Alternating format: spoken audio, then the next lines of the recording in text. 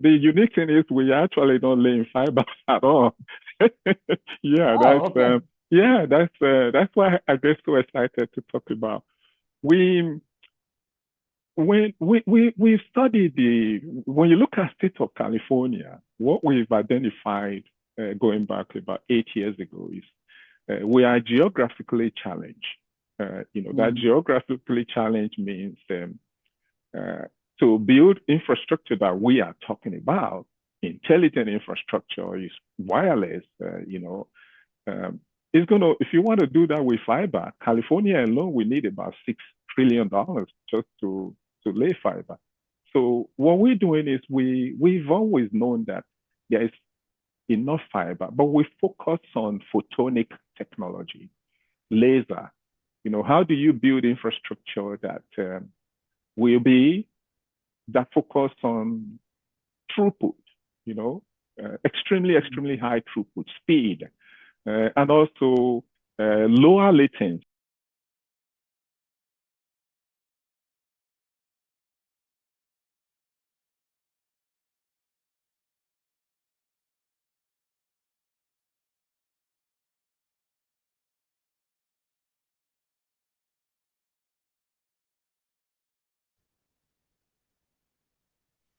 Hello and welcome to another episode of Value Seller Talks, where we bring inspiring conversations with industry leaders who are driving innovation, shaping ecosystem, and creating a meaningful impact. I'm your host Deepak Bajaj, and today we have an inspiring global technology leader joining us, ODION, who is president and CEO of Dalet Access Labs, based out of California, USA, United States of America. He's a visionary organizational focus on bridging the digital divide and building inclusive, intelligent connectivity for communities around the world. And his focus is thousands of people who are based in the beautiful city, California, and expanding beyond. With over 3 decades of experience in engineering and IT leadership, Audion has been at forefront of driving infrastructure innovation that goes beyond technologies and creating a real impact in people's life. At Dalet Access Labs, he leads the mission of deploying next generation network as a service. I repeat, network as a service platform that bring reliable, high performance connectivity to urban, rural, and underserved communities, enabling access to digital education, telehealth, e-governance, and economic opportunities, and creating a lot of job opportunities for the underserved people. What truly sets Orion apart is his deep commitment to social transformation. Under his leadership, Deloitte is not just connecting people, it's empowering communities by creating pathways for growth. Through various initiatives focused on upskilling youth, empowering women, and building local digital capabilities, he is helping communities participate meaningfully in the digital economy and improve their livelihoods. His vision is rooted in inclusivity, ensuring that technology is not limiting to the privileged few, but becomes a powerful enabler for each and everyone in that ecosystem. So, by combining intelligent infrastructure with community-driven programs, Audion is shaping a future where connectivity fuels innovation, economic resilience, and social progress at scale. I'm excited to explore his journey, his purpose driven leadership, and his insights on building a more connected and inclusive world. Welcome, audience, on Value Seller Talks. Thank you so much, Deepak. Man, you are amazing guy. I'm excited. I'm looking forward to the opportunity to our time to share our vision, our ideas, and what we see the future of infrastructure that is inclusive and empower communities.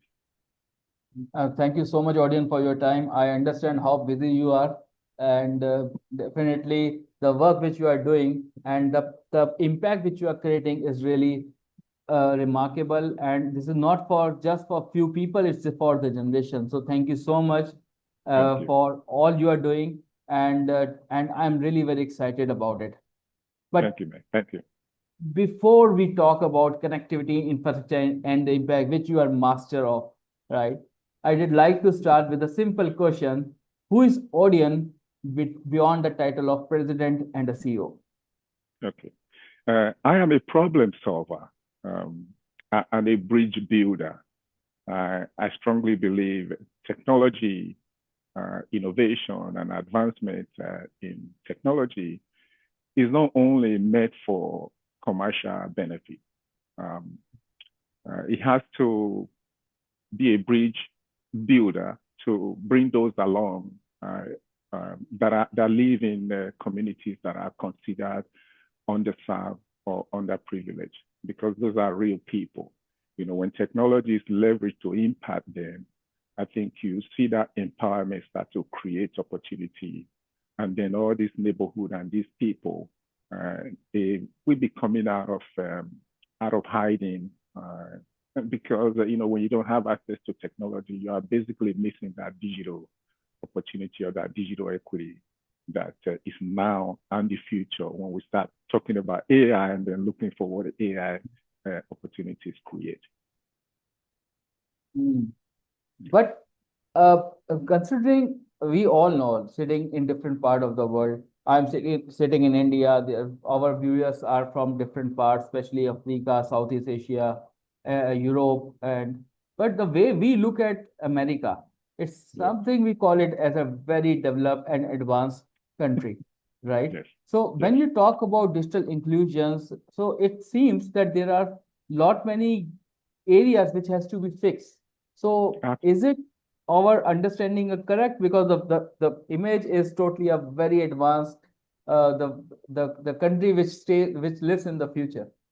Yeah, well, very good question. Yes, surprisingly, here in the United States, we have quite many rural communities that are out there that are underserved. You don't even have to go to rural communities. You look in the urban areas, there are pockets or zones or communities that are underserved. So when you look at the digital divide is real. It's not just emerging market problem or greenfields problem. It is also a problem in developed countries like ours, because we have aging infrastructure and AI is upon us.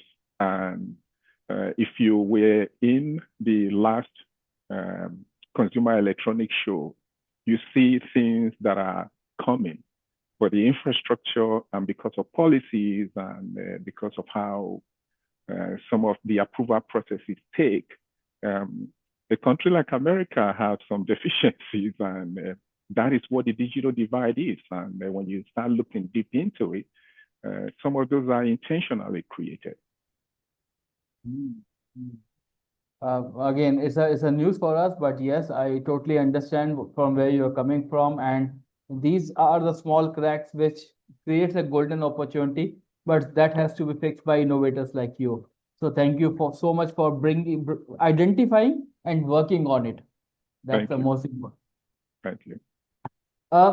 You already are in the industry from last 3 decades, and with this 30 years of experience in both engineering and IT leadership, now can you define some of the movements which has shaped your journey from doing an engineering job and now become an innovator, and then innovator to an executor?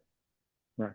Well, on the engineering job at building systems, I came from the dev test industry that most people generally don't know about. But let me give you a little bit deep dive into what that group is. We are the ecosystem behind every technology that has ever been built. Talking about infrastructure now, networking, switches, routers, firewall.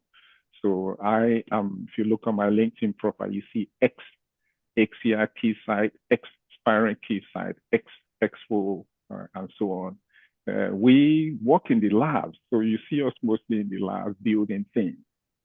So talking about infrastructure, doesn't matter whether it's wireless, whether it's wired. So that is the industry I came from. So when you look at say the vision behind us organization,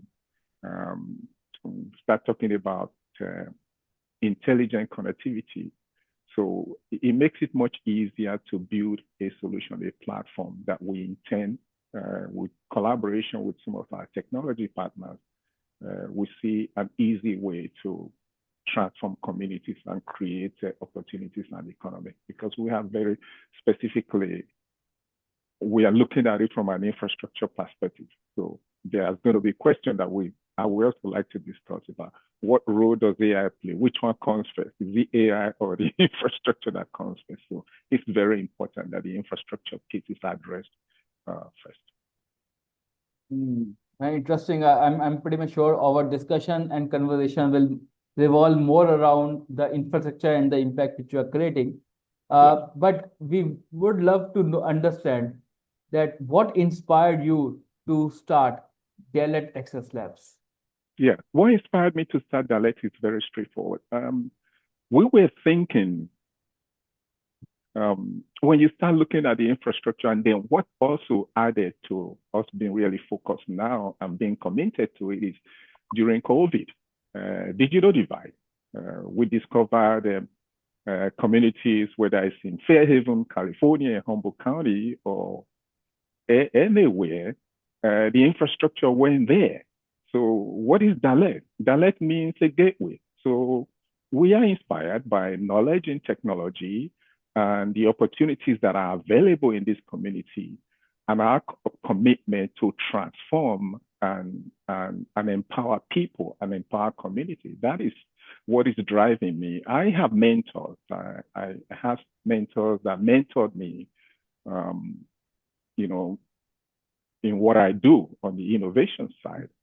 So now, how do you transform that technology piece to empower communities? And how we plan on doing that with Dalet, what we've done so far is leverage the existing resources in these communities. So there's a great opportunity for what Dalet plans to do that is really going to be impactful when we start going deep dive into the infrastructure, the opportunities that are available or created in these communities, like upskilling.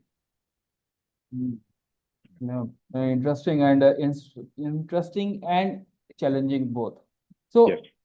I want to take a step back and for our better understanding, because in our discussions, the community empowerment are the most commonly used words.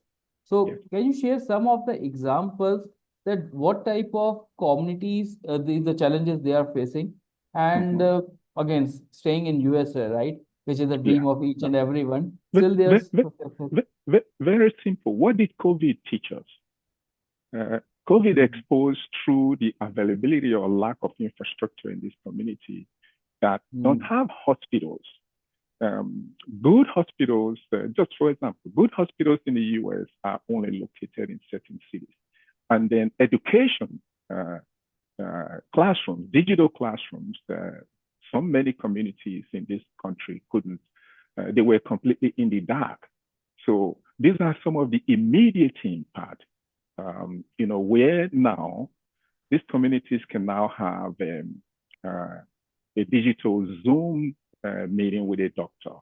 Not just simple Zoom meeting, but having the capability of the infrastructure that we provide that can do things that the existing infrastructure doesn't do today. Can a doctor remotely be able to tell your weight and tell symptoms, from your last doctor's visit, just through videos only? What kind of video is that? Is it video that have capabilities to do classification, and things like that? So we focus on these areas when it starts looking at this community. Digital last mile.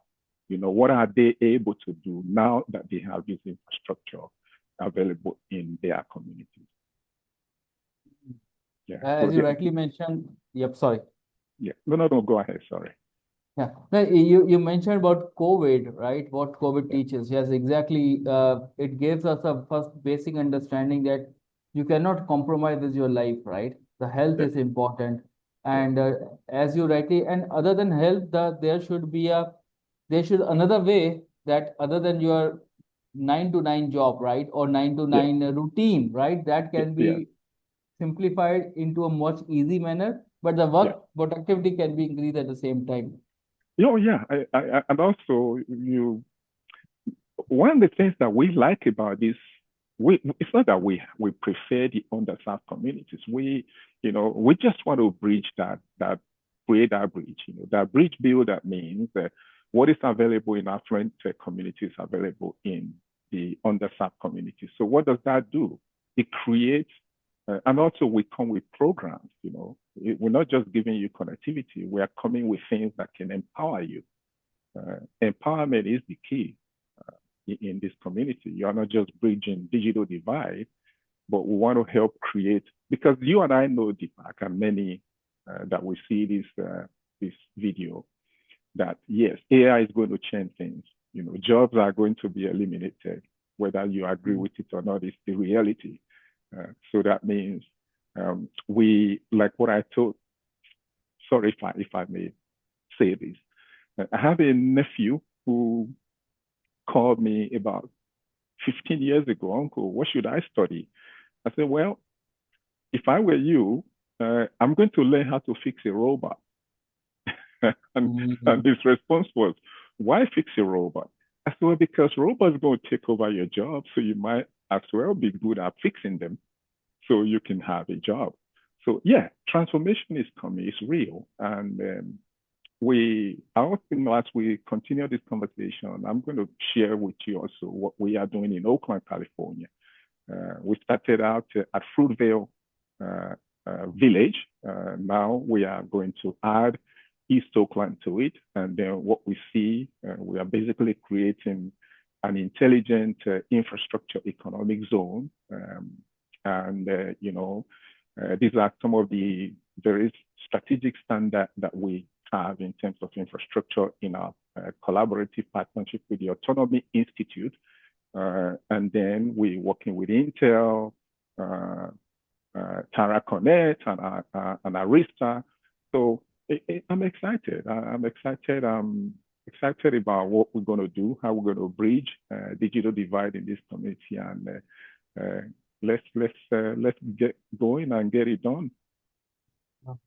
Lovely, because all these names that you mentioned, they are doing a remarkable job in the booming or the developing or underdeveloped countries.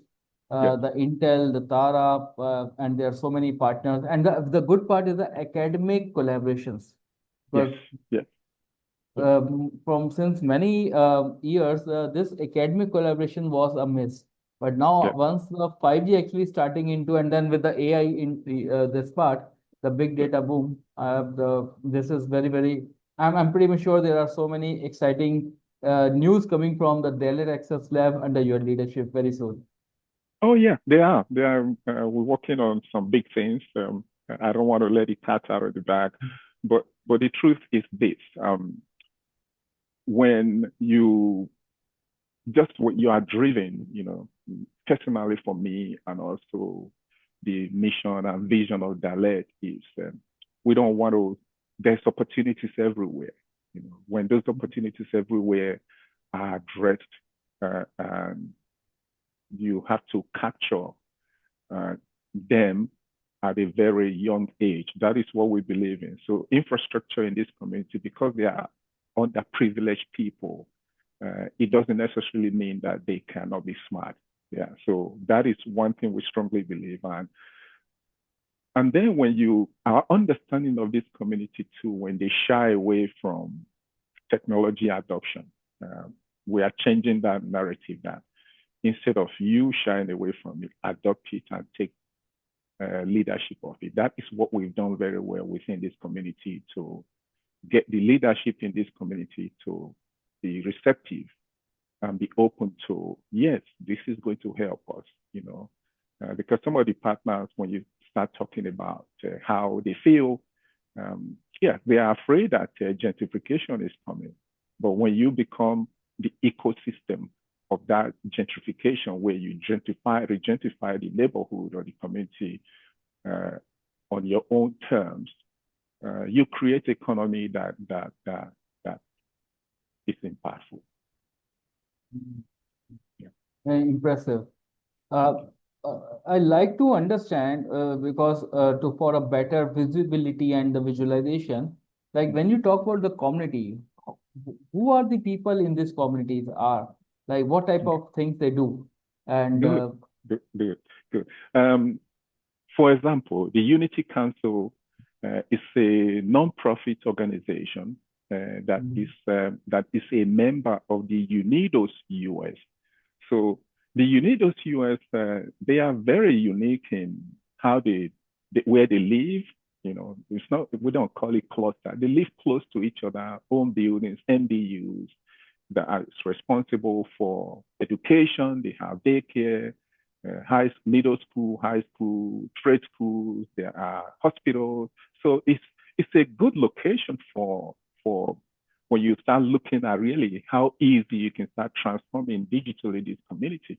And the people that live there are just like you and me, you know. And the unique advantages of what we see is if you bring technology to a community and design and deploy the technology to adapt to that community, yes, it's an AI platform, but we've designed it to adapt to the community because these communities they are very well organized. You know, they have opportunity, they have ideas.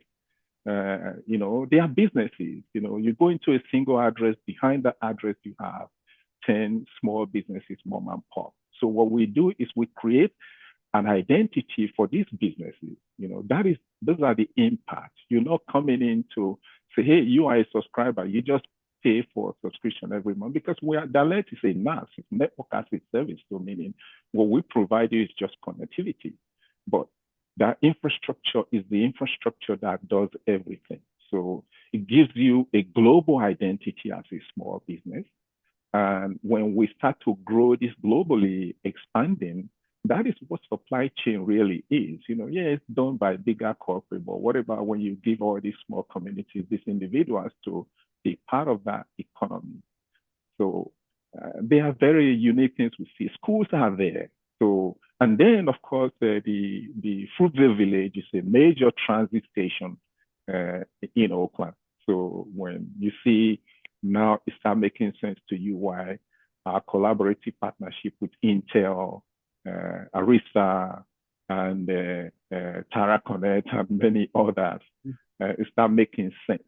So because yes, good things are coming. You know, real first AI production infrastructure platform is coming in Oakland, California, and you know we're excited about what it looks like. Yeah.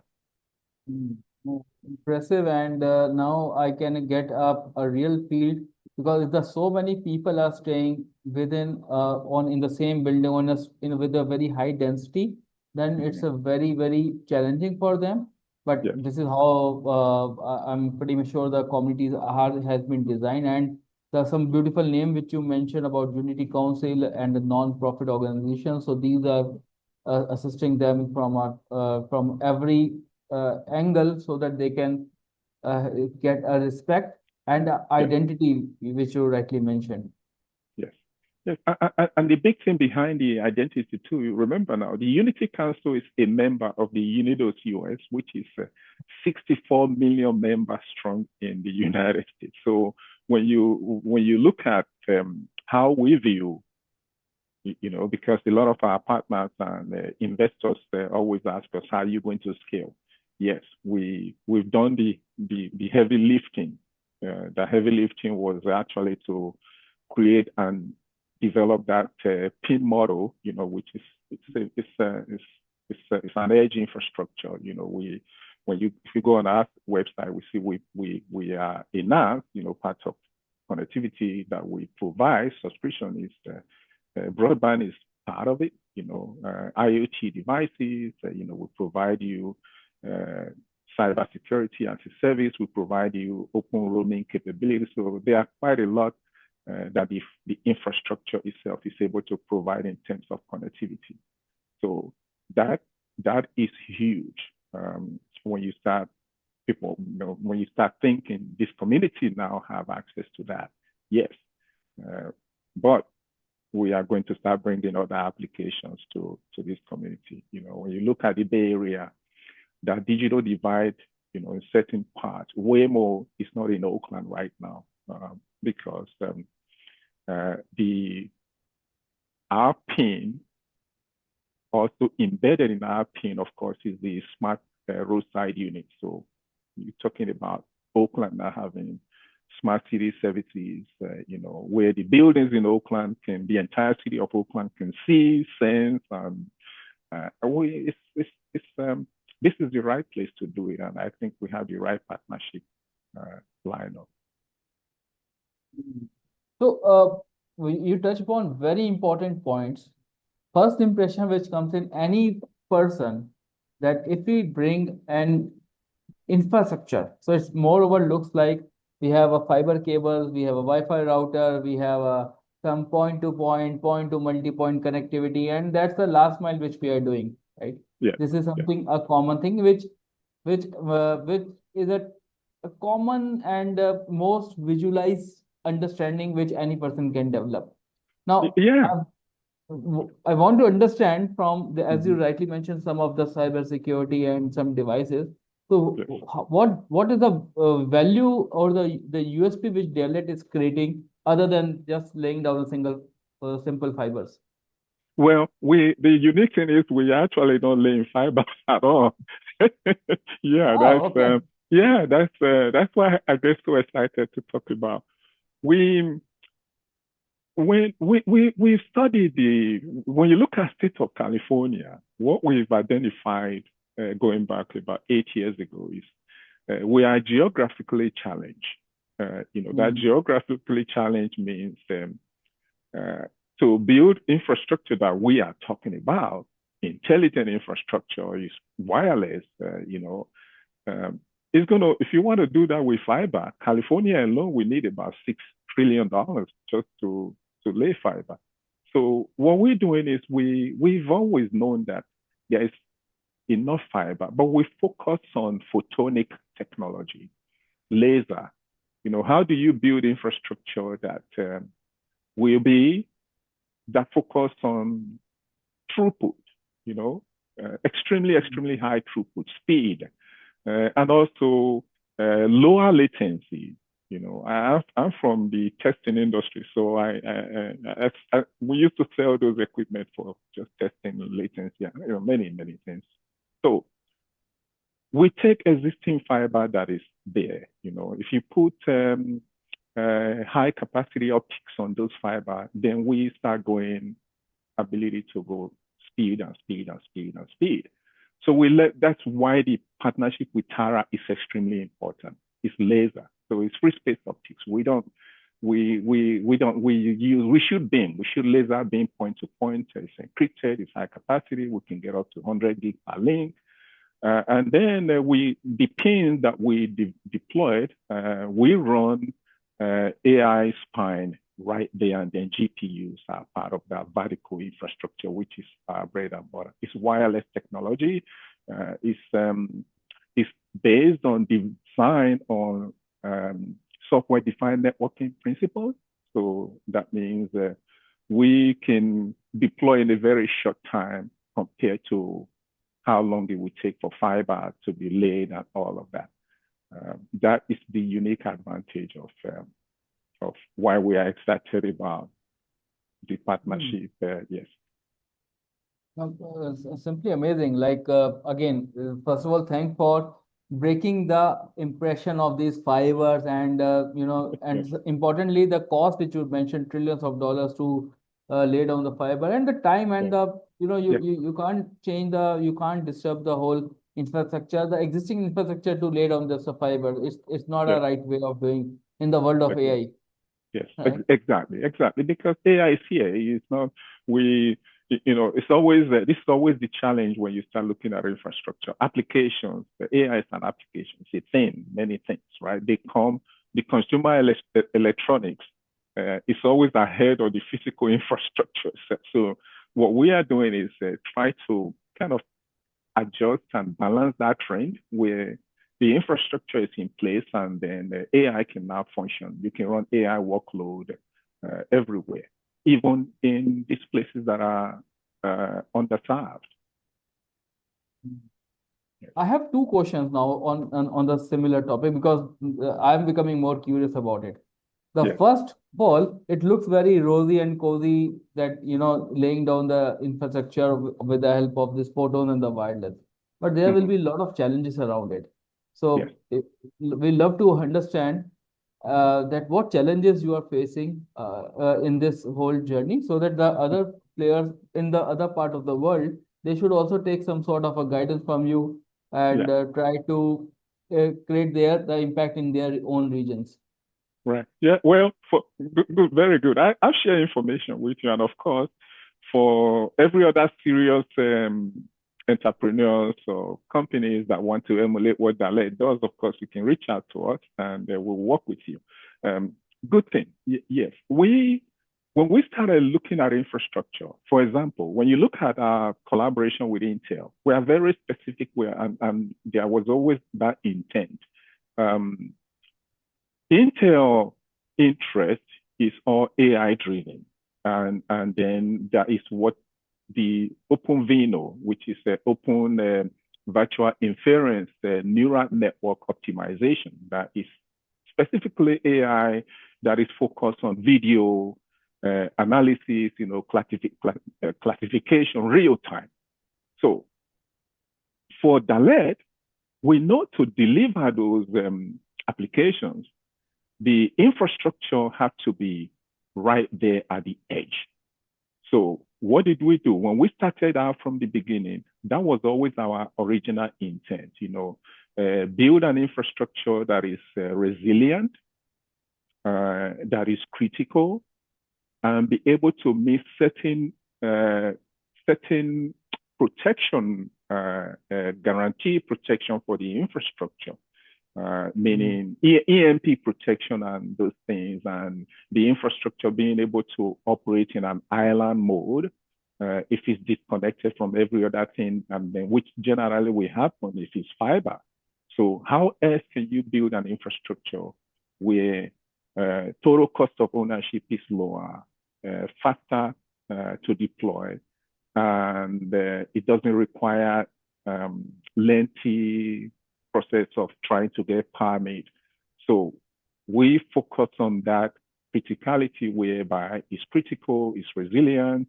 If everything else fails, it will be the only thing that provide connectivity, and then have EMP protection, because when you are building infrastructure, it's like going to space. You can't take off and say, well, I forgot my suitcase. Let me come back and go get it. So you have to be prepared and have everything that are intended to be supported. So, we work with the Federal Critical Aerospace Business Unit within Intel, and we're excited about what we're going to be showcasing within the next couple of months. Wishing you best of luck, and definitely these all the new initiative which you are doing, they all itself is a different use cases, and I'm pretty much sure that Dalet Access Labs initiatives, your R&Ds, your thought process, and your experience is creating a lot of value to all these initiatives which you are talking with a lot of big esteem organizations. So best of luck from our side, and definitely we are excited to see good use cases in the coming time. Thank you. I'm just part of a team. I'm the leader. I mean, we have an impressive team. I kid you not. We have a process. When it comes to we talk about building this platform, but don't forget, we always start first with the first thing. We have to create a model. We have several models that we've already created. Just like you go deployed. Oakland is a unique one. Los Angeles is coming. Sorry, I got to talk about some of the locations, the opportunities that we have. San Francisco also is in work, so we have quite a lot of. We created a model for San Francisco 2 years ago, And then now we have a model for Oakland. So they are going to go Oakland, San Francisco, Los Angeles when it comes to deployment. And we're excited with the Tara Connect collaboration and Intel collaboration. We are excited and looking forward to LA 28. So don't forget the 2028 Olympics is coming. And, that is when you will really see, hopefully, you see full production of what autonomy driving really looks like, that walk with good smart roadside unit deployed that will help to correct some of these things that you see. Jeffrey DeCoste, the chairman and CEO for the Autonomy Institute, he always posts these videos of this robot taxi, they are things, don't forget, they are still in training, they are still learning. So, but the objective and what we think in the infrastructure community with several others, including Starlink and the rest of them, is that speed, being able to provide real-time application and information processing right there at the edge, that can power the next economy. And for us, we want this next economy to be inclusive too, in communities that where infrastructure really doesn't exist, and globally too. I believe, and we'll get to that point, I believe where the world is going is in the right direction when it comes to infrastructure deployment. I will take a pause here and want to inform to our audience that, look, this is how the country become great. This is because the innovators like ODION and his full team, who is working day and night to create an impact, and that impact has actually helped each and everyone to increase their own spending power, earning power, and they are really contributing into the growth of the USA GDP. So I request you to, if you have any questions or any challenges or any innovation you want to bring in the field of technology, innovation, connectivity, as well as we always talk about infrastructure or smartness in the infrastructure, whom you have to speak with, right? So thank you, audience, for bringing that particular part. My next question, again on the similar subject, is how it feels the communities, that high density area who are working or relying on small amount of data, or the network is not so patchy. Now, once they get a connectivity, infrastructure and intelligent infrastructure from your side, what is their emotions and your emotions, and what type of use cases or what type of activity they are doing, which improve their livelihood. Yeah. Let me start by, let's say we go in the past. We've done something. We've seen people, when you change someone's life instantly by providing them what they desired, what they yearned for, what they never had.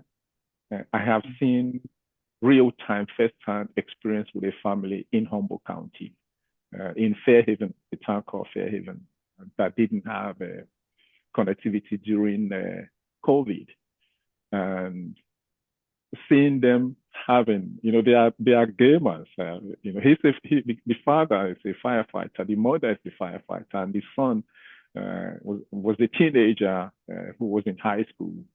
He's a gamer. So in order for him to play games, he would have to drive or find someone to give him a ride to cross the bridge, because Fairhaven is on the coast, and then go inside, go to the town, and then go to the library to play video game. First day we turned up that link, the node on their roof, and was able to bring them connectivity. I almost cried just to see happiness real time. That is what we intend to see more of it in the future. And not just what we provided them at that time. We were able to do many things. We took some leveraging the sensors, we captured some data and do some analysis and soil, sense the air. And so those were many, many things that we were able to do just to see that change. We that is our vision for the entire world, for the unconnected communities. So when we go the length to collaborate and work with some of the best brains in the world to design and develop solutions that help to create these new communities and these new opportunities. There's just no way you can really express that feeling unless you see it. Generally, people tend it with a few interesting words like ROI, ROA, but these emotions, there's no tangible benefits or no tangible formulas for it, right? I understand what you rightly mentioned, that you were in tears, and think about that family. The communication is in their hands, so they were talking with their relative, their maybe the siblings, which is across. So that particular feeling is not countable, not quantified. No, not at all. And also part of that was this young lady. She was in high school. They were actually the first group that logged onto the production network, and they were able to do virtual reality, augmented reality that they've never had the experience to do before. And we kind of blew their mind when we say, hey, come on, let's take a tour of the entire community. They were amazed that they were taking a tour. They maintain 700 symmetrical speed, 700 meg, and 900 meg symmetrical speed. And one of the questions she asked was, how come it's still on? We left the building. How come it's still on? And then she wrote a comment. I don't remember exactly what she wrote, but it was something like, it changed her life, basically. It changed her life, how she looked at the world, what she now see are possible. Because this was rural town, where most people, they go to high school, they graduate, they say university, most of them don't want to go to that university. They leave, they never come back. So here she is. We are giving her, we offered her a platform to see the world differently. And this is in America. So this is not, this is America. And I mean, it's there. Opportunities are they're everywhere. You go to southern parts of the United States, you will see infrastructure differently. Over 30 years plus of experience, I have had the opportunity to see, how infrastructures look in this country, specifically for connectivity. Interesting. How the people want to accept these new changes happening in their life? Means, what is their adaptability? Why I'm asking this question, first of all, because in our previous Vodcast, there are few guests who are also doing a lot of thing in their own community, especially in the African side. And they said that the biggest challenge was the resistance from the local people. Although they have put everything, but they were not accepting it. And that's created a challenge. But I want to ask that, what have you observed any challenges around it? Yeah, plenty of challenges everywhere. I'm laughing because I can say several, but most people, when it's all about how you engage and how you look at people, how you view people. There's not always reception of this future. There are those that are still that. One of the experience in Humboldt County was this neighbor right next to the firehouse, and she wouldn't accept a client node being put on her roof. She said technology was demonic, which you will get those challenges. But some of the challenges in the community in Fairhaven, they became allies after we had a show and tell. So show and tell was, we brought some node out. The notion was 5G causes cancer. You're talking about all these stories, and we put the nodes and say, hey, these are just small form factor nodes. They are low powered nodes. They are not harmful. They are not 5G radios that would cause cancer and all that things. But it turned out one of the residents that was objective to it, he turned out to be part of our team immediately. So we won him over. He's on staff. He's a Dallas staff now. He came from that community. Yeah, you're going to get those. Like in emerging market, yes, you're going to get those that don't want anything. But I kid you not, digital transformation. We also have to start. We change our language. Okay, when here in the US, we don't tell people change because many people don't like that word. They don't want to hear that word. Change means I'm going to change what I have known, how I have done things over the past or for all my life. Now you want me to change. So we started using the word transformation because that's what happens in life. We really don't change that much. For example, if I've lived in the US for many years, I remember when you have to crank up a car, your window, and then the power buttons for the window were optional, and then slowly transformation. That's how we all started. Now we're going. Why does Dale really focus on that software-defined networking that is wireless? Because that is the future. Everything is wireless. Most people are not going to be. You're not going to be in your house on your PC. It's still going to be there, but you want that ability to roam, to move around. So we just give you your own digital twin, and that becomes your AI agent in the future that will learn about you and work with things, like assisted robots and all these different things. So that's how we see, for communities of people that in the emerging market, because I don't use the word third world market because there is no third world. Emerging market, there will be that hunger with younger generation. The older generation takes time for them to adapt and adopt technology. So it's let's go back to the beginning, how we started.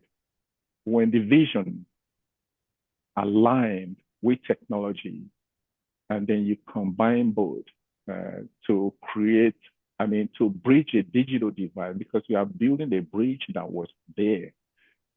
I think we are going to be a better world, and the economy will be created, an all-inclusive global economy will be created for all to benefit. And this thought should be with each and every human on this planet. Yes. Because yes. that's only, they are able to improve the livelihood yes. of their whole society, and it becomes more and more intrinsic, as well as more and more, we call it as a connected world, right? So this is fully connected, not connected with the fibers or with the Wi-Fi, but it should be connected with the heart. Exactly. Right. I attended a UN event about 2 years ago now. I was there talking about digital equity, inclusive digital equity, the role AI will play, and things like that. At the end of the day, we are all wired for one thing. Every human being, we are wired for happiness. We are wired to want to talk, see other people, and technology is going to enhance that, because it's all about enhancement. If it's not going to enhance and empower people in the community, we all need to be. Inclusiveness means, like you ask, some of the objective or objections you will see in some communities just because of what they believe and what they know. If you look at video classification or doing analysis on videos, which Intel Panther Lake is pushing. In the Black community, or even Fruitvale or Oakland, in the past, there were not enough data available for the AI to be trained on. So when you go into this community and this community becomes the champion of their future, we are seeing those things change, and people's minds are being changed, and that inclusiveness eventually is going to get better. It's a long journey, right? And I must say, every day it looks like a new beginning. Yeah, yeah. Well, but isn't that what innovation is? Everything is new. Next generation, continuously, next generation, next generation. Yeah. True, true. Yeah. When someone look at Deloitte Access Labs offering, one word which is very prominent is network as a service, NAS. Yes. So Yes. we want to understand from your experience and Yes. your thought that what this NAS is all about and how it is creating a impact in the world. Exactly. Good. Well, we are a true NAS. I can happily say that because 4 years ago, I was at an event in Las Vegas, one of our partners, and it made me feel so good for one of the senior executives to actually know what a true NAS is. Because when you say network as a service, it's very simple. If you travel, you go to a hotel. When you get to a hotel, they give you credentials to log on to the infrastructure, right? So part of that subscription for you to log on is included in your room rate or how much you pay for the room, right? So that is, we build infrastructure. That is Dalet's bread and butter. We have our own model, our own patent pending PIN, which is edge infrastructure that we deploy. We deploy it all everywhere, and then we provide connectivity subscriptions. A SaaS model, software as a SaaS model, which is monthly subscription. So you know how much you are paying every month. We don't raise your rate. That is what we provide, all the different connectivity to applications. For example, within our PIN, if AT&T, Comcast, T-Mobile, Verizon, any one of them come and say, hey, Dalet, we need high capacity circuit here. We need 10 gig, 100 gig deployed here. Generally, when you go to a service provider, it will take you 6 months to get that connectivity. But in our own case, we give it to you within a few minutes. We provision, you are up and running. That is part of the service we offer. We are agnostic. We are not. We open the market. The objective is we focus on the end customer. What do they get as a service? Is it guaranteed or customer level of experience? Or so we take those things seriously. We take the customer seriously, the individual seriously. Yes, we build the infrastructure first. Everything within our coverage is connected. So we build the infrastructure for things. Is going to make the buildings very, very smart. Sensors that are buried in the buildings, cameras, everything, you name it. That is what we provide. It's subscription based. You subscribe to what you want to subscribe to. And then the infrastructure is how we build it, or the different technology partners that we bring together to create that vertical infrastructure. Is basically disaggregating data center. It's a lot of investment going into data centers, AI data centers, trillions of dollars. We are for it, but we look at the global infrastructure, the future, differently. Everything is still aggregated in the data center. What happened to solving issues, connectivity issues like the roadside unit that is needed to guide the autonomy or robotic taxi cars? These things are going to need guidance in many, many places. So that latency issue is solved. So we are solving the connectivity issue via or through our pins. And also, when you start looking deep into policies or governance, of the data and all that. We also localize those things. The data is local, and part of what we offer that empowerment is, yes, how does the community benefit from all of those? Because at the end of the day, everyone in the world that is providing services or providing connectivity services know that that platinum that is created have value to it. What I mean by platinum is the data itself. So it's quite, I'm excited about, and our partners are too, especially our local community partners. They are more excited than we are because they know we have a better future now. Most of them are afraid. How do we create jobs? Go to a building now. You can 3D print a building today, but when you look at the knowledge, the skills that most of this community have, is still how you built buildings 50, 60 years ago. So yeah, how do you now start training that mind?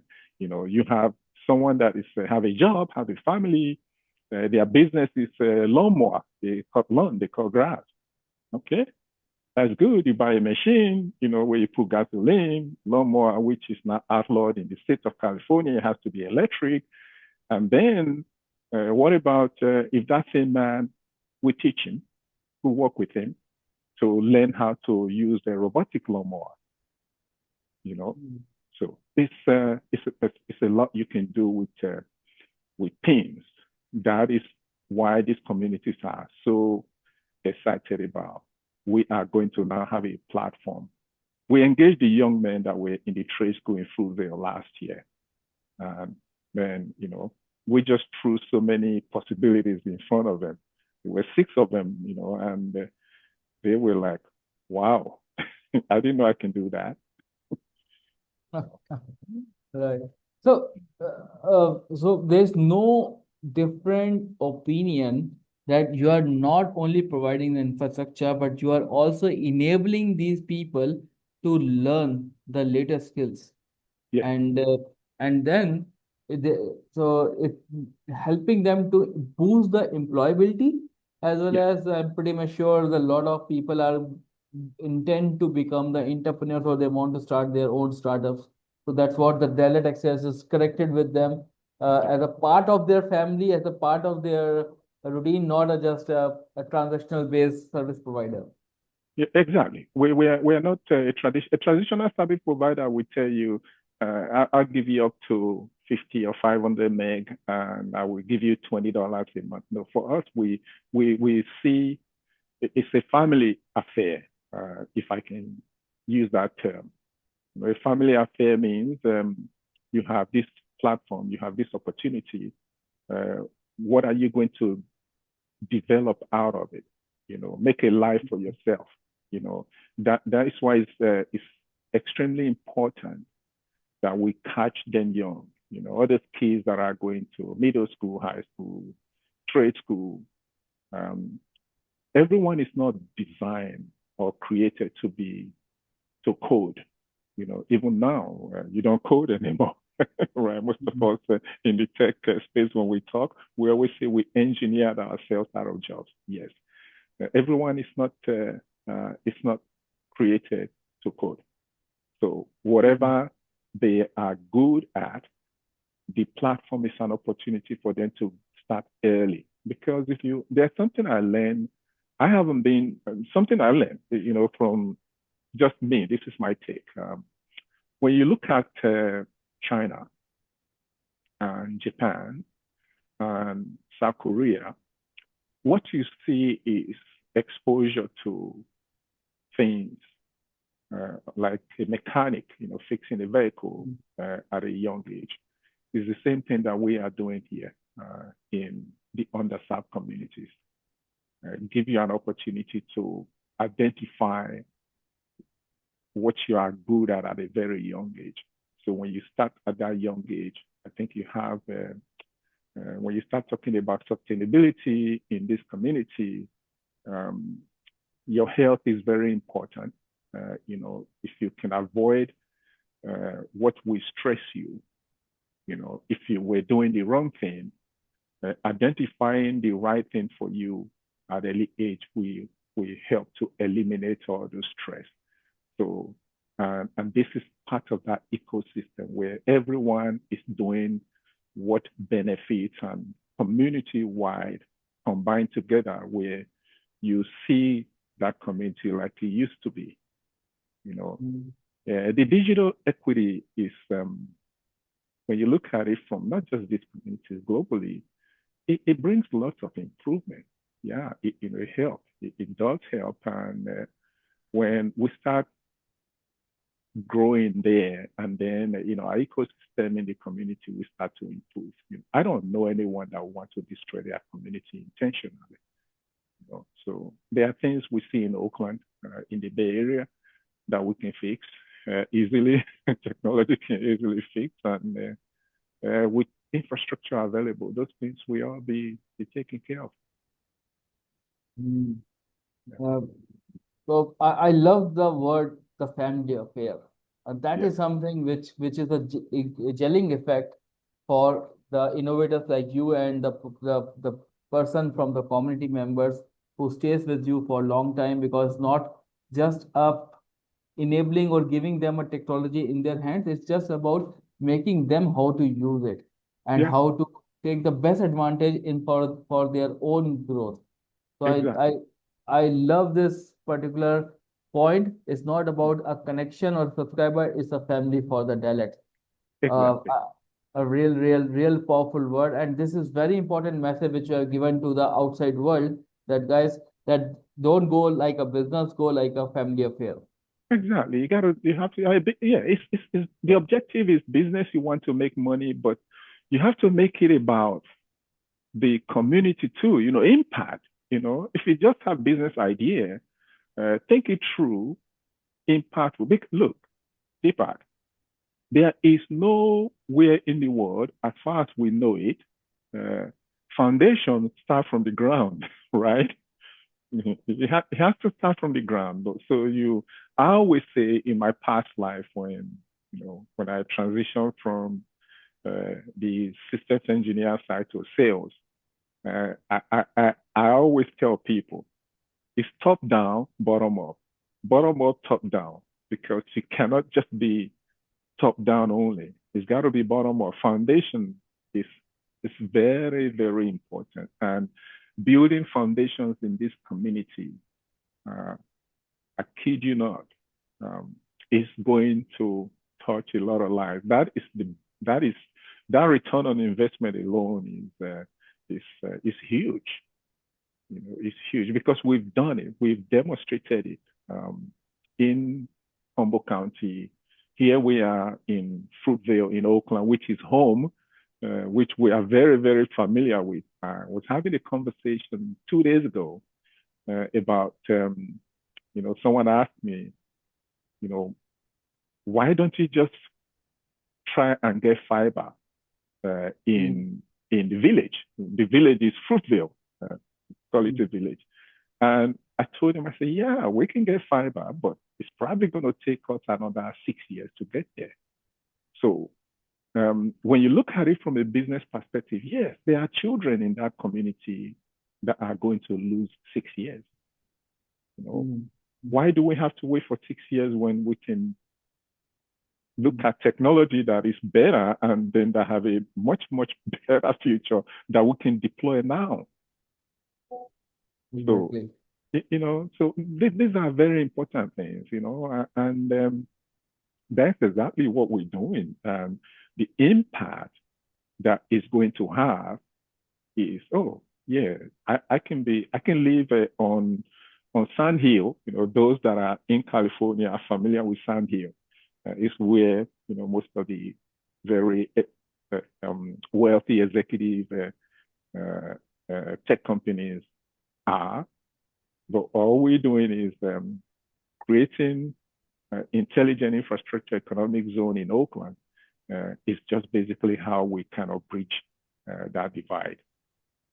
Let's see how we can do in Oakland. Give us 5 years, you come back, and then because the opportunities are so abound. The abundance of opportunities in Oakland that we have identified, Deepak, I kid you not. Mm. Yeah, we are also very much excited because the initiative which you are doing in that part of the world will create a benchmark for the rest of the global communities and the global part. Yeah, I'm I agree. also very much excited about your one of the initiative when you Mhm. are upskilling Yes, the communities and the yes, person, yes, even they are either online or offline. So would you yes. like to explain that thing with us? Yeah, absolutely. It's one of the first things that we didn't even really we weren't thinking about it until late last year, and now we see it's some we can start today. We don't even have to wait till next week. Yes, we. So you remember what our partners are so excited about. We're so excited about last year when we started was we are going to develop our first pool of employees locally. And I'm sure they started thinking, how are you going to do that?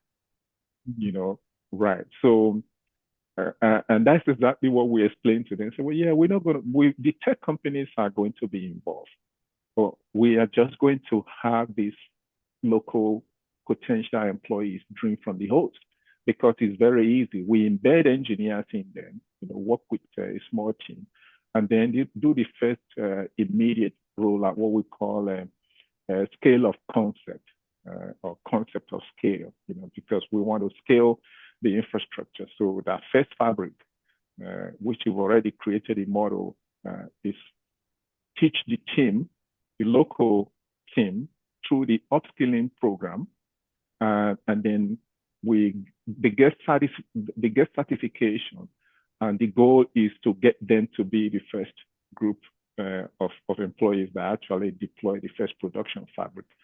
And because what that is going to create in the entire Fulvey district, also in collaboration with Tara and also with Intel, and what the Black cultural zone is excited about now that they've also been added to the first initial deployment with TUC is wow, we're going to have our own local known kids building this technology of the future. And upskilling is how we get that started.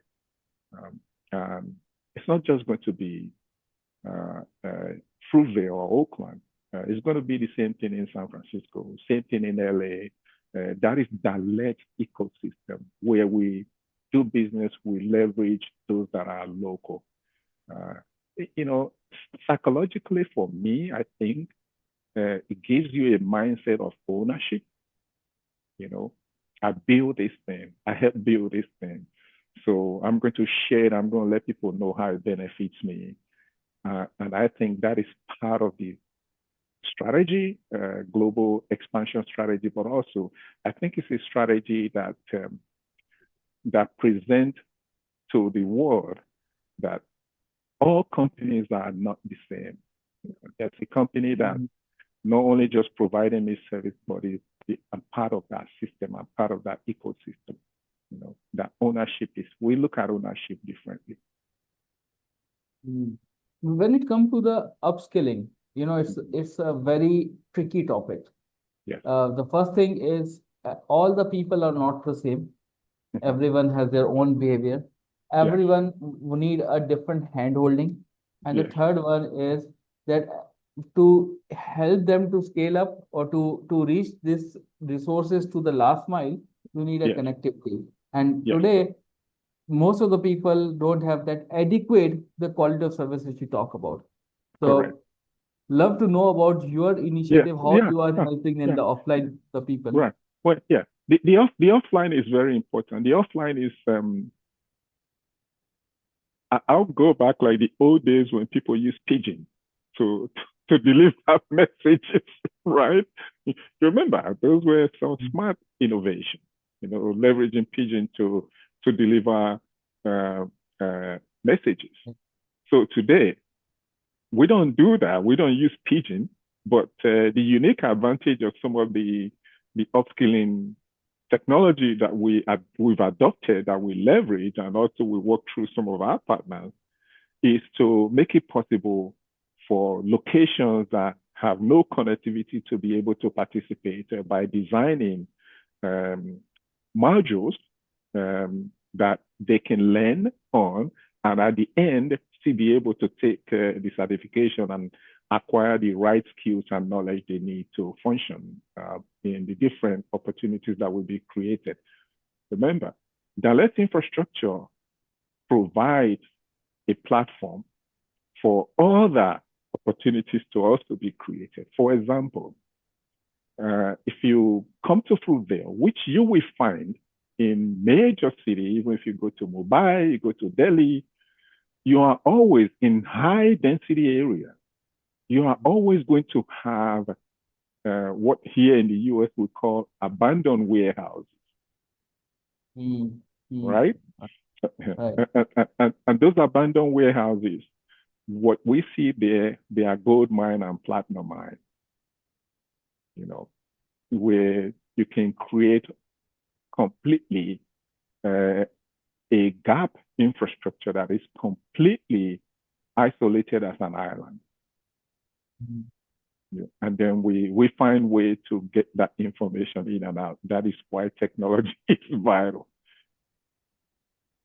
So what you're trying to say that even the person is offline with no connectivity at all, and this generally happens because of the location of that person. So that still that person can learn, can upgrade his skills, and obviously when it's reached to that level, it can reach to the capability to start earning and improve his livelihood. Exactly. That's the future. Transformation is gradual. Yes, nowadays we adopt at a faster pace because of AI, of course, because of smart infrastructure that we are building. But we also create as part of that. Bridging the digital divide is the goal. And that digital divide is any means that is possible, whether they are off-net or on-net connectivity or locations. We still have to be able to serve them. I'll share something with you that can really give you a deeper understanding. When I was growing up, I grew up in a village back home in Nigeria, and the newspapers delivery was a day or 2 days behind. Right. So which means we get third or 2 days, 3 days news, right, in the village. So, but look at it today. We are living at a time where global infrastructure has improved. Yes, there are still plenty of gaps, but the goal for us is having everyone providing access to connectivity to all.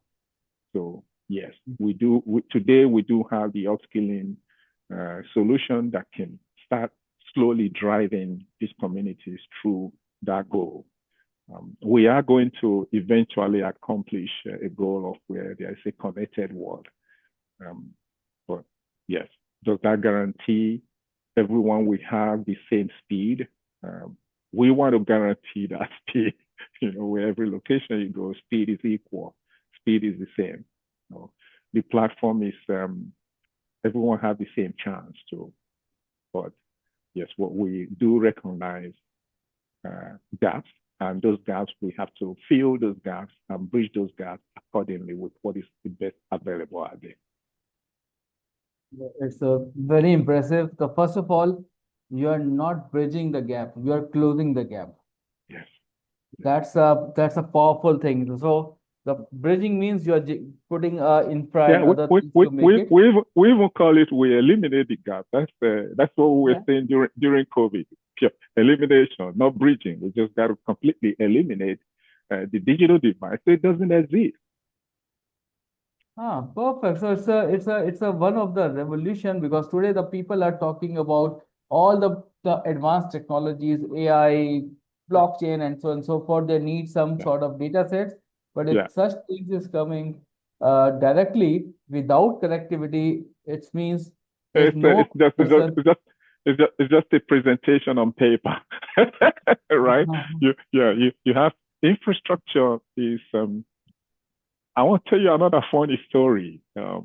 When when we met with the community in Fairhaven, because that same resistance, that same I don't want it, I don't want it.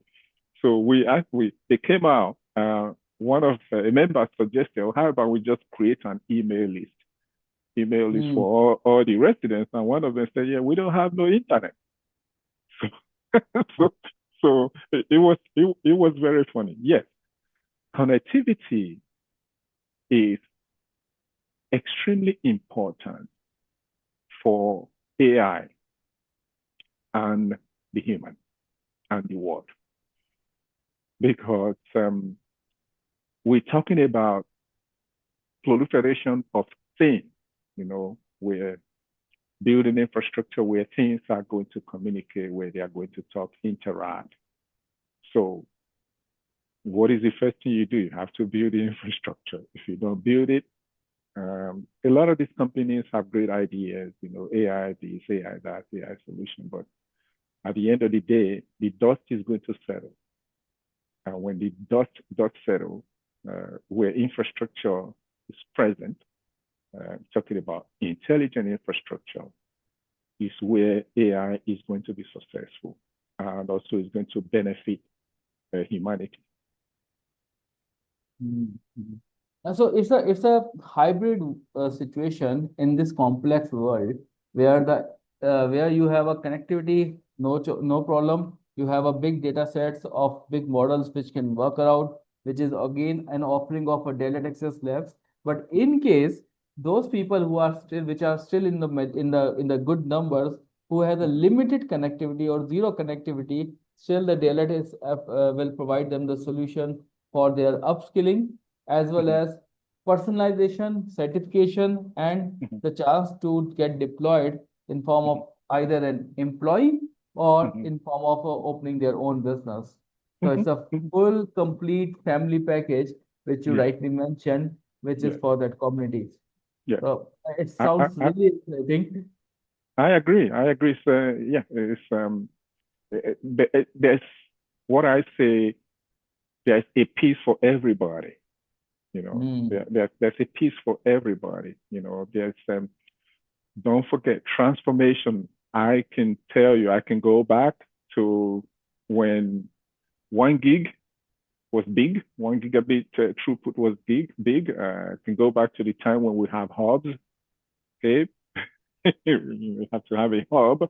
Remember that, and then you look at the first cell phone, the first block analog phones, and cell phone when it first started being in a car. Um, Mercedes Benz and BMW, you build a cell phone that was a briefcase. So, but look at where we are today.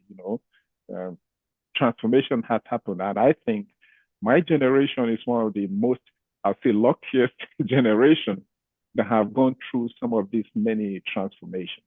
So even in communities where, yes, it's going to be a while, take time for the infrastructure to be available everywhere in the world. But I think eventually, it will be there, and then everything is not going to be the same. Earlier, I started about the value and the importance of technology innovation not being just for commercial purpose only. It's going to take time, and eventually, it will be everywhere. And I'm just happy to be part of that ecosystem, that the role that we all play, and some of us being persistent and resilient enough to hold the line, why implementations and deployments are happening. And who knows, this same upskill communities or individuals where we are providing this platform for them, the goal is they become the future developers that we build next generation infrastructure. We're just getting started, there's always going to be that community where you pick up a handful that see the vision and they want to take it to the next level. So I always say the effort which you are doing right now is building a pipelines. And Yes. once these pipelines have been set, it will carry that particular data lakes or the water, Yes. whatever you want to say about it for Yes. the generations. So, Yes. and definitely those people who are really passionate, those who you're eliminating the excuses which the Of people course, yeah, make that I don't have a yeah, resource. exactly. Yeah, yeah, no, I kid you not. I agree with you. People make excuses. I have seen it real time. I have experienced it. But yeah, we are eliminating those excuses. You don't have an excuse now, unless you choose not to. But what we also do push, living here in the States, the American culture is different. The minorities, they think differently. But you and I, coming from different background and different culture, I open my eyes. I walk around everywhere. I see opportunities that an immigrant will see. So, yeah, does that mean that everyone is going to adopt and create? Our goal, our objective is perhaps, but yeah, I agree. It's not everyone that see a hat that is going to put it on. Some people will see it and they don't see the value. And you're giving a very important message that hard times make a strong man Yes. and a strong person. And Yes. now and that's one of the responsibility of a strong person is to make sure that the resources should be available to that generation or the coming generation in abundance, so that they should not waste the time. And yes, I totally agree with you. There's no room for excuses, and that's what you are building under the umbrella of Talent Access Lab. Yes. One interesting point I want to ask, that everyone is talking about AI, right? And it's not a new word. And you mentioned it in the beginning as well, that robot mechanic, that is the one of the emerging field which is coming, as you can see that. But Yes. how the Deloitte is using AI for the benefit of their customers? Good. Very, very good question. AI actually it's not a new thing. Personally, for me, I've been familiar, kind of play a little bit in the innovation part since 2005. So it's not new, but it takes us back again to infrastructure. How you build the infrastructure. What are the intents when you start thinking about that infrastructure that is AI ready? So there are very specific key objectives that it must have. It has to be, it can self-heal, has to self-heal, means self-healing, and also optimization in real time. So these are some of the functions. And then, of course, automation is a real part of it. And then what we see as the value, everyone have their own flavor of their own agent and all of that.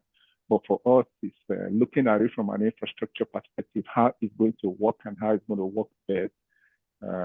Then we consider things like how does the fabric itself, our own fabric, how does it function, in adaptiveness, self-healing, and then taking advantage of some of the things that we are extremely knowledgeable about when it comes to sensing. So these are very, very important things that you take into consideration. Yeah, AI is real, but it's got to take an infrastructure that is specifically designed to scale it. And that design, you have to look several years ahead or even almost a decade ahead. Those are things that we've done. Mm. And I totally believe that as we are talking and responsible for giving the infrastructure, and it means that the uptime should not be compromised. And such type Exactly. of technology, backed by AI protocols and the models, there are so many nowadays. So I don't think that anyone remember the name. Like when we start with LLM, that Gen Yeah, AI, and yeah, yeah, yeah, so, yeah. so and so forth. Yeah, So yeah. this You is. start talking about LLM, talking about RAG and all the other stuff. Yes, the first, me personally, the first, I came from testing. So we have billions, trillions of flows that we've created for a very, very long time. Specifically, let's take in the area of applications itself, visibility into the application or into the network information flow or traffic that is flowing through the network. We have our own very specific that you don't even the LLM or the RAG doesn't have access to train on those flows. So it gives us an advantage when we see the ability to track a single application. You're talking about out of maybe 1 million, 10 million, or a billion applications. Yeah. So we like our own proprietary AVC that will kind of infuse with progressive web apps that we also sell on our own. So that is the fun or the interesting thing looking forward to this infrastructure and the role AI play. Yes, everyone is going to talk about AI a lot, but also, there are some ways you can filter uh, some of what I'll call just marketing only. Just like 5G was very talked about. Now, quite a lot of conversations going to 6G. What happened to some of the promises that were promised 5G? So it's unique about what Dalet is doing. I, I mean, I'm cautiously optimistic and highly confident that with all the combination of partners that we put together for our own ecosystem, we are unique in a way, when infrastructure is what we do see as one of the problem solver. Mm, Yeah. yes, yes. And I love that concept that everyone's talking about AI and everyone wants to become the first person to implement AI, right? In whatever the format. But it's Yeah. always a casual talk because any stuff which they are going to implement, it comes with Yeah. some cost. It's Of not course. cost about the money, it's Yeah. cost of the expectation, Of right? course. Of And course. if that model doesn't work or that model will not give that outcome which was expected or become hype for, it's Yeah. always be a challenge. So in this Yeah. messy situation, it's always be good to remain silent, Mhm. understand what is going on, E- and e- take the e- best out of the e- breed. Exactly. I'm from testing industry, so we've tested the greatest routers ever built by any of the NEM, network equipment manufacturer, switches, firewall, servers, load balancers, and everything that make up infrastructure. And we were the referees, so working with all the different vendors. So ideally, it's like a mechanic that work on different cars. If you give a mechanic an opportunity to build a car for himself, custom or hybrid car, is going to be completely different from what he fixes and what he works on. So why? Because he's taking a bit of everything and combining what he sees best as a mechanic.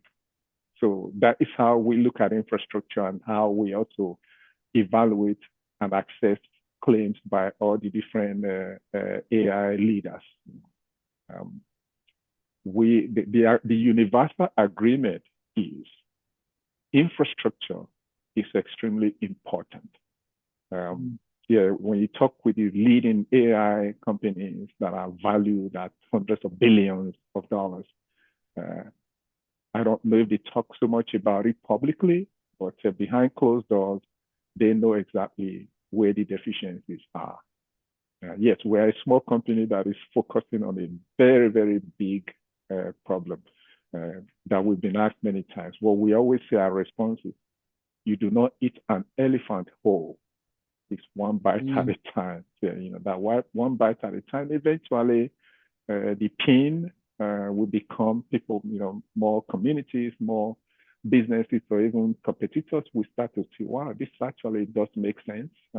So we want to just see more pins deployed, more infrastructure that is interoperable, be able to connect with them, that is backward compatible, slowly see everyone transition onto that infrastructure where it's seamless. It's just seamless, wireless, whether you're in your car, you are walking, you're on a train, you're at home. That's what we focus on. Ability to. It's you. You have your own one DNA. You are just that one individual. You have your own digital ID, digital twin, and let it work for you wherever you are in the world. Lovely. That is very, very important. One bite at a time. Yeah. And don't follow the race. Yeah. Fix the basic problem, and definitely the rest of the things will automatically come up, and that can be implemented as and when required, not every time. Exactly. Oh. Yeah. I love this phrase. Believe me, because people are now becoming more jittery and getting more panic to just implement AI, whatever format, but that will not help them to create an impact. And the mission on which you and the Dalet is on, I'm pretty much sure it has to be very carefully observed and bringing the best, which really impact the people on the ground. Exactly. I lived through Y2K, so I was an engineer. Same video Y2K, a lot of projects, a lot of products that we got involved in. So, the world is not going to fall down. There are some crazy things that make us believe it's going to fall, but I think what is the biggest transformation that technology can bring is that resiliency and ecosystem that is friendly, that changes, that help people improve life. I look in Fruitvale, I look in Oakland, I see many, many, many, many transformations that the platform can bring. For example, we work on sidewalk. We work on sidewalk. The Unity Council Fruitvale Bus Station is unique for transit. And what are we taking advantage of with possibilities when the right infrastructure is there? Sustainability in cities. There are things we take for granted that we don't even know that we can leverage. Footsteps. People walk in footsteps. It's a lot of money. It's a lot of money that you can generate just by walking. Footsteps. You got to step on the infrastructure that can, that can create electricity. Yes. And we leverage that same electricity generated from that. From that walking to power some of the nodes that we have in the district. There's so many things that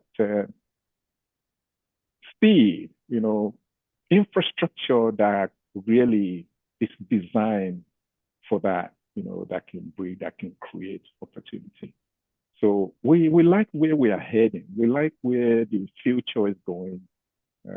When you can think of, maybe the road, the streets, build freeways or build streets that are modular. If a portion of this crack is here today, if a part of that marginal crack, you just take that piece off, and replace it. And these are what knowledge and upskilling that we can bring to people in this community and train them on it. Right. It's a big mission. It's not, but it will come to the real achievement on a one step at a time. Yeah, as you yeah. rightly mentioned, one bite at a time. One bite at a time, Deepak. That's the right word. It's one Uh, bite at a time, and you have many in the communities, and that one bite at a time, every individual in that community is a bite, and that bite yeah. is skill set, different skill set. You know So that can be created. I like to ask one very important question. Not Yeah, question, it's an advice. yeah, As you move from an engineer to a to executor, I must say it's a you build your own empire, yeah, right? And there are yeah, so many people who are aspiring to become entrepreneurs or yeah, they already run their own startups, right? yes, And yeah, take my words, mostly there are engineers who turn into the startup or the CEO of a startup or a founder of a startup. yes. Now, what is the advice which you want to give it to them so that they should not get misaligned or they should not get distracted in what the achievements they have put in their mind or the thoughts they have put in their minds. Yeah. Well, a lot. Number one, I have been privileged to have mentors, like I mentioned earlier, that were engineers, not very many of them, a handful of them, that were engineers and then became CEOs. After their own company became CEOs. And everyone's experience is different. Um, Mm. yeah, my own experience, like my late mentor, Errol Ginsburg, was the founder of Exia. He started Exia, uh, took the company public, and eventually the company got acquired by Keysight. The last conversation he and I had was I shared with him. I said, "This is what I'm starting. This is what we want to do." And he asked, "Is it ISP?" I said, "No, we are not an ISP." And then he asked Mm. me, "What do you mean you are?" I said, "Well, we are a NAS. We're a network as a service provider. We don't see ourselves as ISPs because ISPs function one way, which is ISP." And the advice he gave me was, okay, build a team like this. You must have this.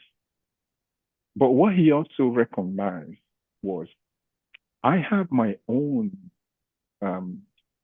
my own personality where I see things that most people will ignore. You know, Mm.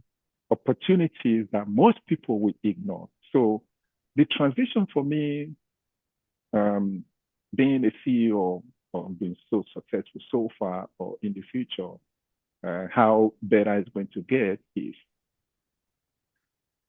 I look at opportunity differently, Mm. and once I do see the opportunity, I want to see it through. And for future entrepreneurs, if you want to be successful, quitting is not an option. Mm.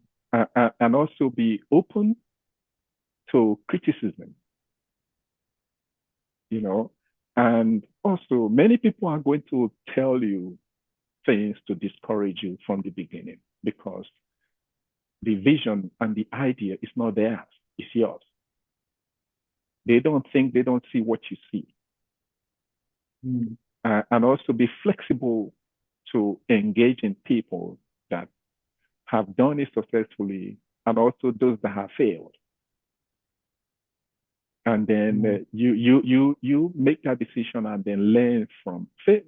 I look at tech that innovation failure really isn't an option. When you are developing technology or innovating something, yeah, it may not work out at first, but you go back and then do some modifications, some adaptation, then eventually get a product to build. Bill Gates or Apple didn't build the first smartphone. Mm.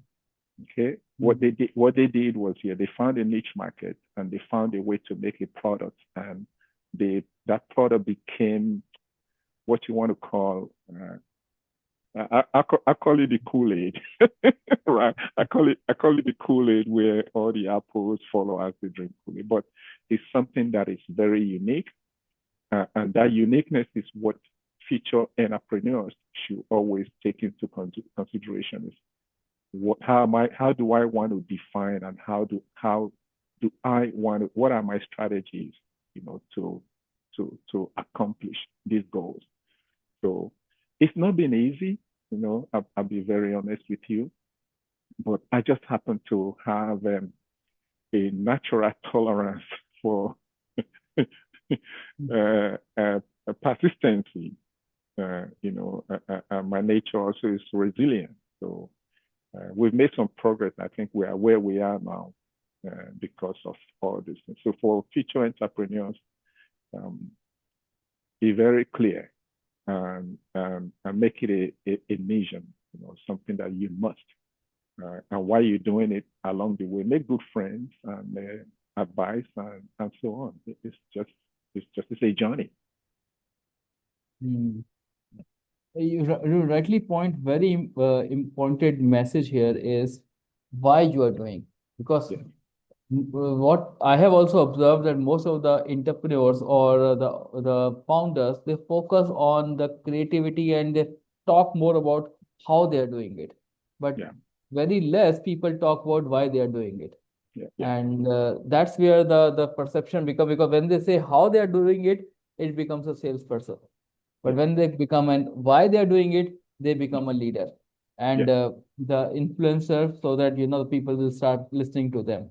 So thanks for bringing this particular point, and I think that's formula, that's mantra will Mhm. take their approach to a different Yeah, height, and definitely the customer will start looking them not as a needy person, but someone who can create an impact in their own societies or the communities. yeah, So, yeah. It worked for me as a professional very well. Working with different developers, different engineers, different business units, whether it's Cisco, whether it's Juniper, whether it's Google, all these different tech companies. We found an easy way to work with engineers on tasks that they are given. mm, What we always tell them, during my time is, listen, I'm not here to criticize your work. We have a tool, we have solution that can help you. My objective is to help you be better at what you do, and we're going to take that time. And once we take that time, what happens? It developed to relationship, and those relationships. See, today people say, "Man, Odi, you know so many people. You know a lot of people." I said, "Well, yeah, because these were folks that we spend Monday through Fridays together, sit down. If you go into a lab, you know how workbench looks like, right?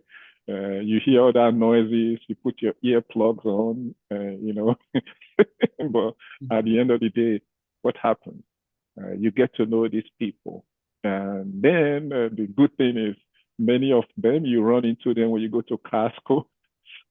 You get to know their families, you get to develop relationship, and it's fun. I really enjoy the opportunities to when you get to meet these folks. We talk about families, so doing the same thing in a different settings. Now we're not developing product, but we're actually building platform infrastructure to connect people. It's very easy. Uh, hey, this is technology. This is what it's going to do. This is how it's going to affect you. What advantage are you going to take? And what is your son doing? What is your daughter doing? Are they in school? And, this is just how it is for me as a human being, and the human connection. Uh, I just have the privilege to work in technology and bringing that human connection. I think it's one of the many reasons why um, it's a vision when you start looking in these communities, that impact, I kid you not, is the most satisfying thing you can get. interesting and a very motivational message which you have given. Thank Uh, you. Emotional connect, human connect. So Yeah. you should work with robots, but don't Yeah. become a robot, right? Well, Deepak, I'm looking forward to having my own first assisted robot that can do things for me because, hey, it's coming, it's coming, and we should adopt them. They are real. They're going to help us. But it may not necessarily help me, but it's going to help somebody else that needs that help. Yeah. So, so At the end of the day, what we need, a peace of mind to think and to exactly, become more creative. Exactly. Yeah. I'm pretty much sure, in maybe in our next podcast, you may give us the timeline that on this date the robot is getting launched. Well, everybody's gonna get lunch. Robots are here. They are already in your house. Like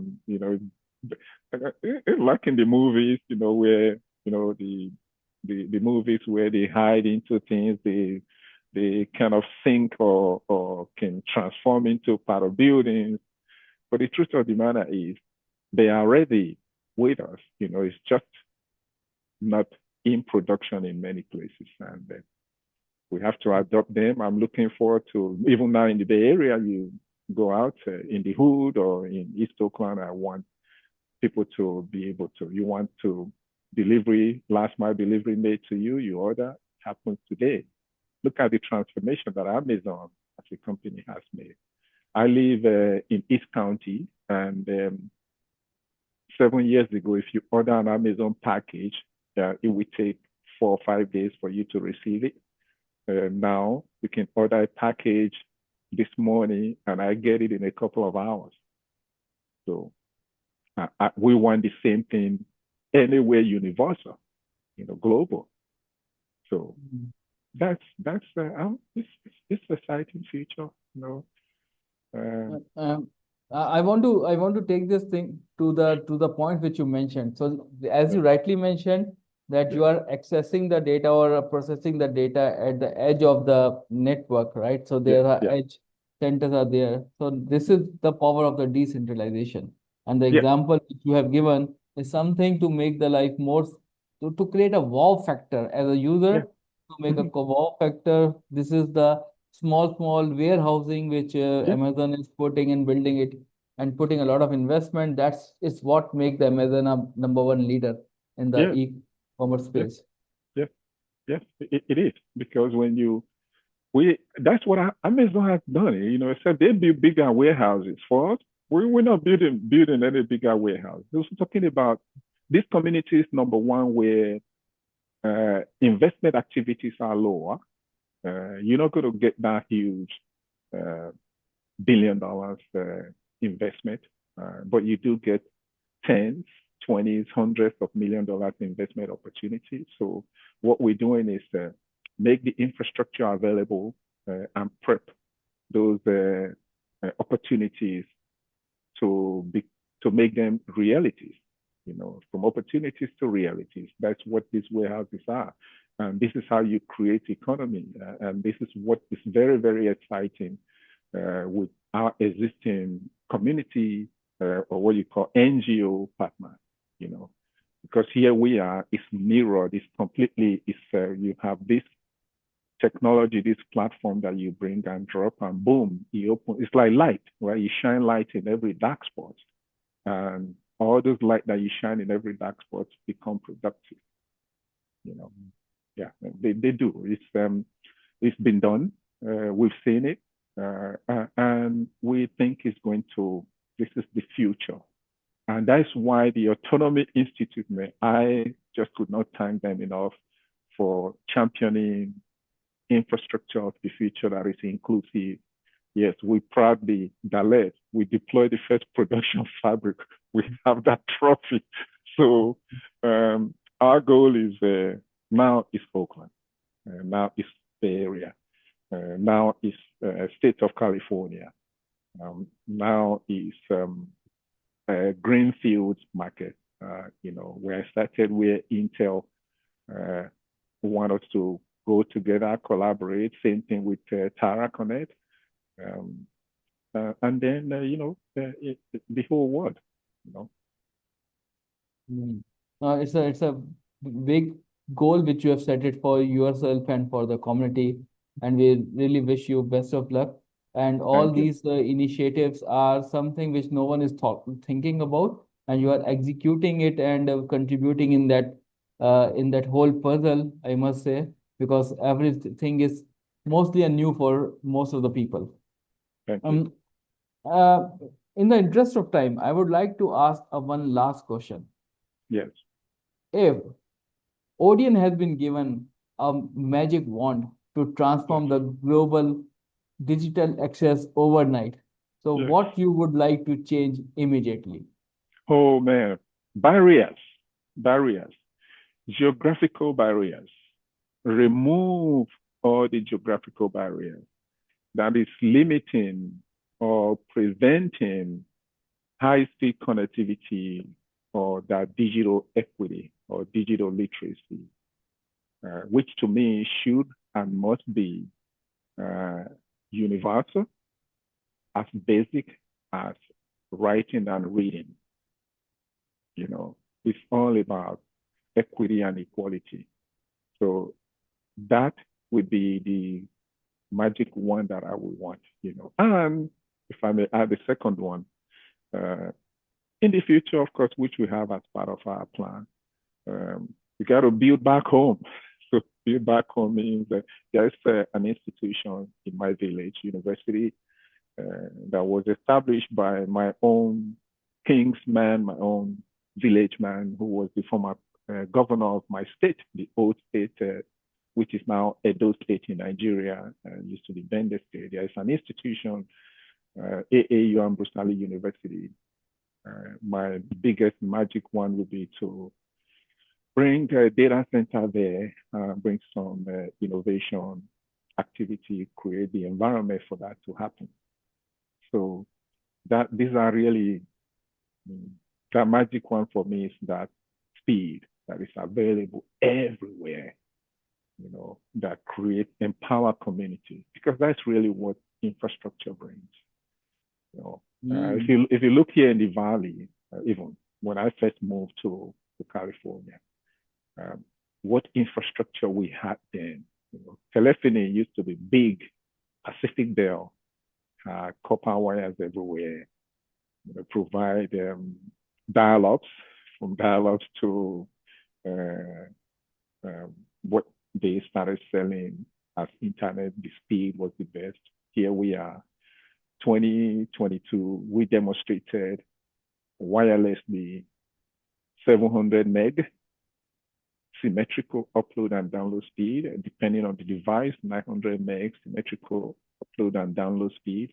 So where we are today, we're doing 40 gig. So if we build our client node to be 40 gig, we are way well ahead of 100 gig capability from every home, from every node. So the total cost of ownership is less. And I think that magic one for speed, universal speed, available in every country, every community, I think it's achievable. I totally agree with you, what you rightly mentioned. And I'm pretty much sure with that offline platform which you are building, that creates a mini university at every Mm. hand of Yeah. at your native place. Yes. So Yeah. that is something which exactly can help you in your mission of closing the digital divide I rather than. agree. I agree. You know, I do agree with you. You know, yeah, we start with what we can do now, and then we slowly have our objective of that high speed connectivity available to all. You know, Let people get the flavor of the data, and exactly. then it's one bite at a time. It's So one exactly.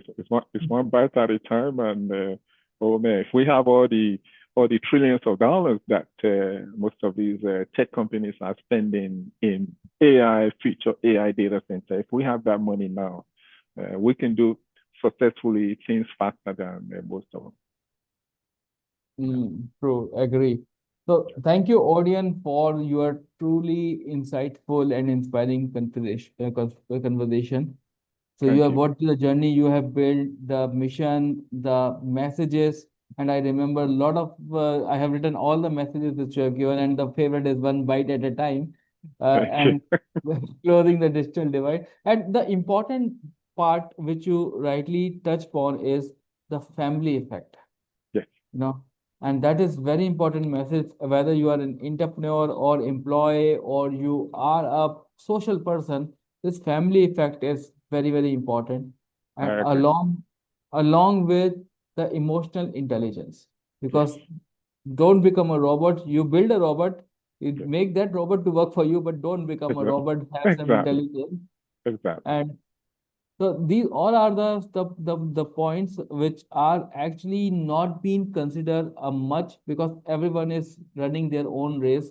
Someone Hmm. wants to get a promotion, someone wants to Yeah. implement AI in their in Yeah. their journey, want to become the first person, but this Yeah. has been left out. Yeah. So thanks for refreshing all these memories, giving them the secret formula which you are implementing, and creating a benchmark of how the engineer turned into an entrepreneur, and how you are solving the problem, not spending $1 trillion, but Yeah. through smartness and building a smart infrastructure for the communities. Thank So you. Thank you. Thank you. Yeah, it's leadership is yeah, there's quite a lot of companies, a lot of individuals that want to be first to build AI. Look, I am not a big fan of first because yes, you do things first, but for whose benefit? You know, I want to promote you, I want to lift you up, right? So that's what we do to these communities. You know, at the end of the day, that's what a great leader really is. Leadership is, I'll share something that most people don't think about, don't consider. You know, being an African, uh, and also having the opportunity to in Africa, you have different ecosystem of animals, the lions, the tigers, the giraffe, and all of that. Um, good. At the end of the day, when you take the wolf pack, you know, pack of wolves, uh, maybe 8, 10 in a pack, and you have to understand them. You know, how does that wolf pack organize? You know, mm, when you look at that entire pack, you have older wolves, you have the younger one, you have the ones that are mature, and you have to understand that hierarchy of pack in line is. They are mm, animals, but they are not stupid, they are not dumb. What they do, the most powerful ones that are seasoned qualified fighters or in battle, they are the ones behind. mm, The younger ones are the ones in front of the pack, the ones that can run miles, you know, run. And then in the middle is where they put the elderly ones, the adult ones that are vulnerable, mm. right? So go into these communities with the objective of transformation. And I think money will follow. Because if you see some very successful tech companies that have been very successful, they didn't start out for commercial purpose. You know, they started out mostly in institutions, Stanford University being one of those many institutions that successful tech companies in the Bay Area, you know, started from and came out of. So we got to go back to that, you know, where even the physical infrastructure itself, the intent is, let's make sure we create transformational economy that is going to create empowerment. And then the commercial part of that comes. So that is what our plans are, and we think it will work. I'm 100% sure if the idea, if there's a clarity in the mind, and Yeah, there's a strength and courage to do the execution, and very important thing, not failure of getting the failure yeah, uh, surpass you, or change your motive. I think anything is very much possible. And you gave a very great examples during our conversation, that what are the areas which made you to think twice. But yes, if you step back at that time, then the delay and the impact which you are creating will not be there. So exactly. I really thank you for all your sharing the insights. And Thank other you. than just not about the delete, it's about the person the ODION is all about. Yes, yes, And the newspaper is, which is coming 2 3 days late, yes, shows your journey from where you have come from yes. and what you're building. So we understand the motive behind it. So thank you so much, ODION, for all your time. Thank Uh, you. and bringing all these innovation which no one has thought about, and giving a new world, and how the new world operates. So we really, really thank you, and say best of luck for all your initiatives. Thank you so much. Thank you, Deepak, and I appreciate the opportunity and the time given afforded to me. Anytime, and thank you again, once again. So to All our right, bye. audience, this is Deepak Bajaj signing off. Thank you. Thank you. Thank you, guys.